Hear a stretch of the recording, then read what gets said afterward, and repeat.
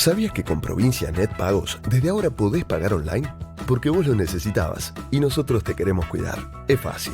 Ingresá a www.provincianet.com.ar, regístrate y paga todos tus impuestos y servicios con tu tarjeta de débito y sin moverte de tu casa. Provincia Net Pagos, una empresa del Grupo Provincia.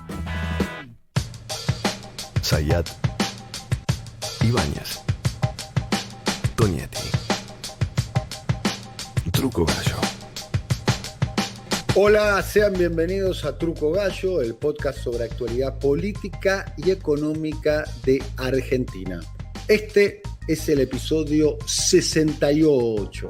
Mi nombre es Daniel Tonietti, me acompaña capítulo a capítulo Alfredo Cuchu Zayat. Cuchu, ¿cómo estamos?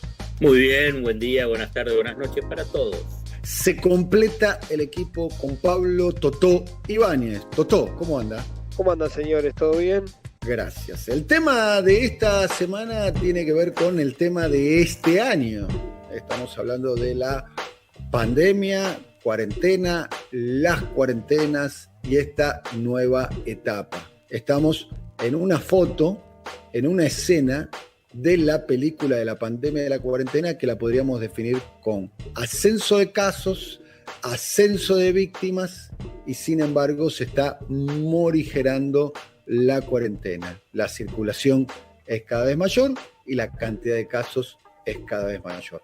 Hay muchas variables ahí dando vuelta. El índice de contagio, el porcentaje de ocupación, cuántos días tarda en la duplicación de casos y como telón de fondo una sociedad que está en algunos aspectos hastiada del encierro y en otros aspectos necesitando salir del encierro por cuestiones de supervivencia económica. Vamos a arrancar este capítulo con Pablo Totó Ibáñez. La escena actual de la cuarentena la podríamos caracterizar como desde el punto de vista sanitario y político. Mira, te voy a sumar un dato más a los que habitualmente se viene mencionando que tiene que ver con ocupación de camas y la curva de casos. Hace un par de días, la semana pasada puntualmente, el gobierno empezó a tomar como referencia sus informes a dar la media diaria de los últimos 7 días. En los últimos 7 días hubo 5.110 casos diarios. Ese es el número nacional. Ahora, ahí hay matices. Un matiz tiene que ver con que de esos 5.100, 3.100 fueron provincia de Buenos Aires, mayoritariamente conurbano, con un crecimiento importante en el conurbano en particular, porque hubo un aumento de 30% entre una semana y la otra, y tiene que ver con la cuestión de la movilidad. Pero aparece otro elemento adicional, mientras en la zona del AMBA, el crecimiento de casos fue del 33% en el último mes, en el interior del país fue del 51%. Es decir, estamos en 2 o 3 fenómenos particulares. La ciudad de Buenos Aires, que tiene los indicadores de mortalidad y de casos por 100.000 habitantes más altos que todos, triplica en algunos casos de esos al conurbano, está con un crecimiento escalonado, más lento que el Gran Buenos Aires, pero de ninguna manera está ni amesetado ni detenido ese crecimiento de casos en la ciudad. Está acelerado en el Gran Buenos Aires, pero además empezó el fenómeno de expansión hacia el resto del país. Gran Rosario y Gran Córdoba se incorporaron como zonas reconocidas como de contagio comunitario. La situación de Jujuy es muy, pero muy difícil. En un mes pasó de tener 7 casos a tener 1.300 casos. Ahora en Jujuy es la tercera provincia que tiene mayor cantidad de internados en camas UTI. Y ahí, para ir sumando datos, pero para de alguna manera dar el panorama de dónde estamos parados. La letalidad en los mayores de 65 años es del 10,3%. Es decir, 1 de cada 10 enfermos de COVID de más de 65 años fallece.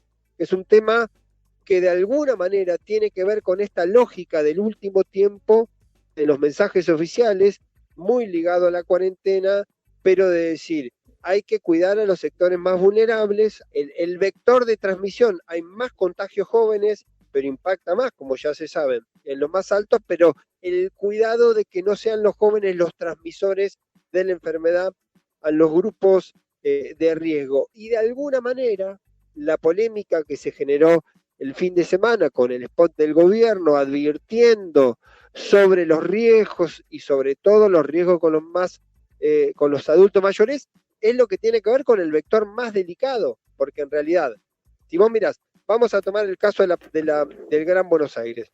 En el Gran Buenos Aires, aproximadamente el 2,6 o 2,5 de los contagiados confirmados requieren atención en cuidados intensivos. Es decir, eso es lo que va detonando y lo que va metiendo presión sobre el segmento más delicado del sistema de atención de salud, que son las terapias intensivas. A datos del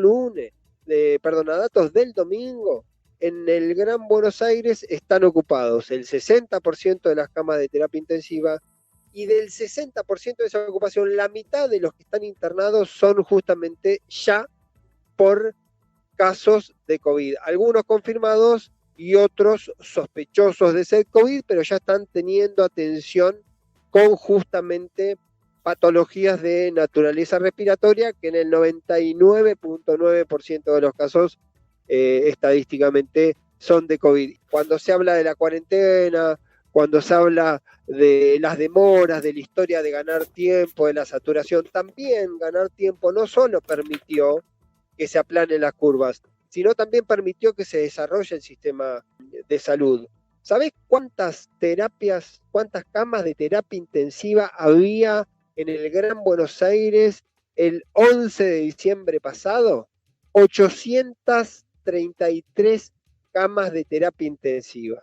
Si no hubiese habido aumento de camas como hubo, se aumentó el 160% la cantidad de camas, si no hubiese existido ese aumento, donde los gobiernos pusieron esfuerzo, todos los niveles de gobierno, niveles nacional, provincial, municipal, se logró el aumento. Si eso no hubiese ocurrido, y para lograr eso fue necesario tiempo también, hoy el sistema en el Gran Buenos Aires estaría totalmente saturado. Este dato que das, Pablo, es clave, es muy importante este dato, para todo lo que estás diciendo.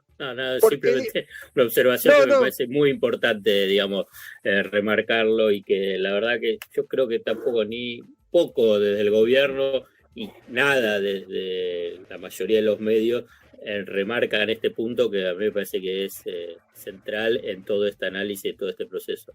Porque ahí está la definición, ¿sí? De que es cierto, la cuarentena produce agotamiento, hartazgo, duración personal, otros por necesidad de supervivencia, que tienen que salir a buscar el sustento diario o semanal. Se entiende desde ese lugar. Ahora, mirar hacia atrás lo hecho como algo o que fue prematuro o que no era tan necesario, digamos, hoy la situación sería francamente otra. Sobre datos, estadísticas y proyecciones es interesante seguir el trabajo que viene haciendo el consultor Martín Barrio Nuevo. Lo encuentran en Twitter como @mmbarrionuevo, aquellos que estén interesados, y hablamos con él.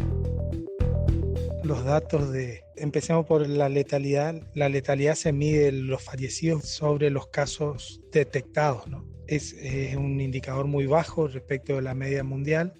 Está hoy en torno al 1,8%. La semana pasada tuvo un leve crecimiento. Si hacemos un indicador más móvil, comparando los casos de hace 14 días con los fallecidos en la última semana, se acercó un poco más al 3%, pero también hubo un pico de información. Vamos a ver cómo se estabiliza la curva de fallecidos esta semana.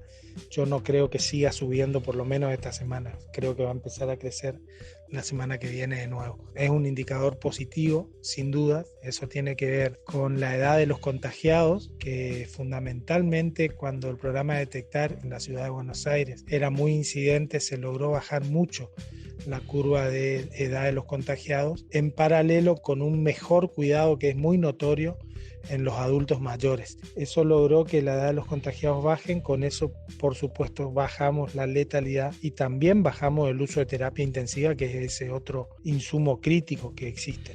Por otro lado, la mortalidad, que es la que se mide respecto de por millón de habitantes. Bueno, evidentemente la Argentina ha salvado muchísimas vidas. Hoy la Argentina está en torno a los 65 fallecidos por millón de habitantes. Brasil está en torno a los 420. Chile está arriba de 450. Si tuviéramos la curva de mortalidad de Brasil, estaríamos en torno a 17.500 fallecidos ya en la Argentina. En paralelo a eso, el análisis que todos hacen es el análisis económico y por supuesto que en economía perdimos todos, los que han tomado una estrategia y los que han tomado otra, porque fundamentalmente la economía ha caído por una caída global que es la definición de una pandemia. Una pandemia básicamente parte de su definición de ser mundial, ¿no? Entonces, me parece que en ese contexto hemos logrado muchas cosas. Simplemente, y para no quedarnos con algo positivo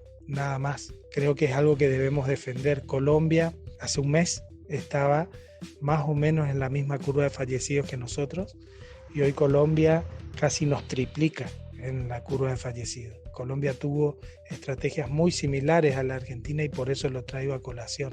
Esto que hemos conseguido lo tenemos que cuidar entre todos, fundamentalmente cuidándonos. Hoy que va a haber mayor movilidad, el cuidado es el camino, el cuidarte implica cuidarnos.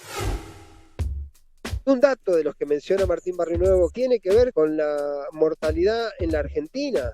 La mortalidad en la Argentina hoy es de 63.8 por millón de habitantes.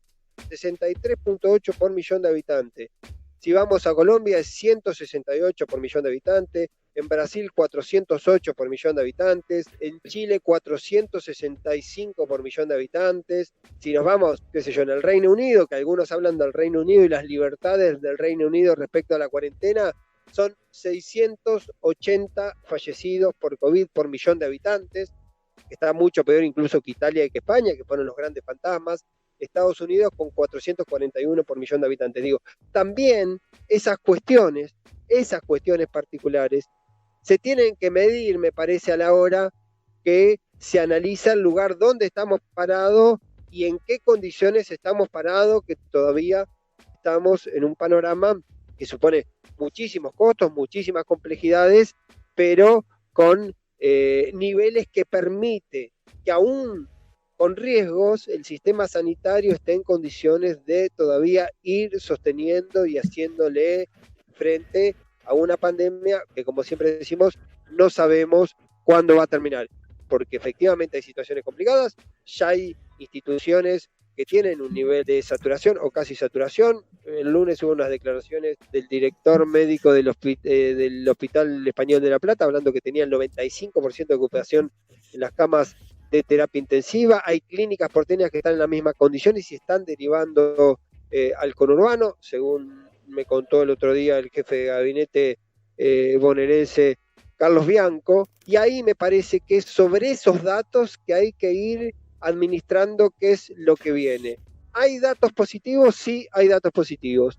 Un dato positivo, además del que mencionaba, sé que es odiosa la comparación de los muertos, pero de alguna manera también uno tiene que ver dónde podría haber estado si no se hubiesen tomado algunas medidas. Y el otro dato para tener en cuenta, que también es un dato que efectivamente, dos cosas, se ganó tiempo con la cuarentena, se permitió desarrollar el sistema de salud, también con el tiempo se permitió que el sistema de salud aprenda a tratar los casos, por ejemplo, ocurre con el plasma, hay algunos medicamentos que ayudan en situaciones críticas, y hace que hoy en la Argentina la letalidad, es decir, los muertos, es muy baja, es 1.8. La media de la región del continente es de 4%, y la media mundial está casi en el orden del 5 y algo. Es decir, es un dato para tener en cuenta, y dejo algunas líneas, simplemente para ponerlo sobre la mesa. Esta semana naturalmente va a ser clave para ver cuál va a ser la media diaria. La especulación es que seguramente va a seguir creciendo porque como los casos llegan con una semana, 10 días de delay,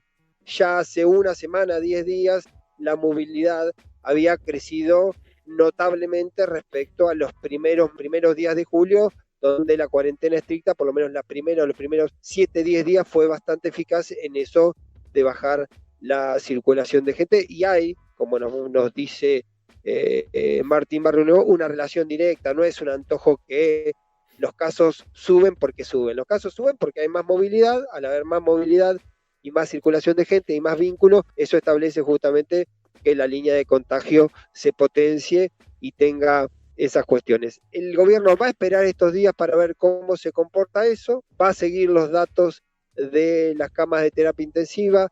Tengo entendido que Alberto Fernández va a hacer una charla con expertos y con gobernadores el jueves o viernes para anunciar la decisión de la cuarentena. Yo me arriesgo a decir que quizá no haya un regreso a una cuarentena estricta, pero que empecemos a instalarlos ante una cuarentena donde se restrinjan la movilidad de carácter recreativo para tratar de preservar que todo lo que tiene que ver con la actividad comercial se limite lo menos posible.